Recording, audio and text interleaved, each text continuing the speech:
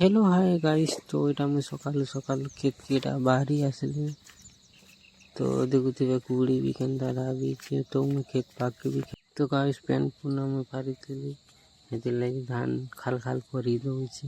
ତ ଚାଲ, ତ ଧାନ ବି ହି ଆସିଲା ନା, ତ ଖଲା ଟିକେ ଚାଁଚବାର ପଡ଼ବା। ତ ଏତ୍କି ବି ଚାଁଚିଛେ ନା, ତ ଏବେ ଟିକେ ଚାଁଚି କରି ଯିମା।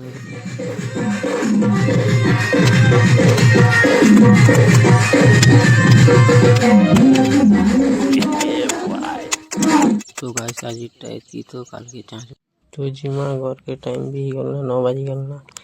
तो एटा काली माछ लगे थिले राती में, तो एटा धरी कर जिमा घर।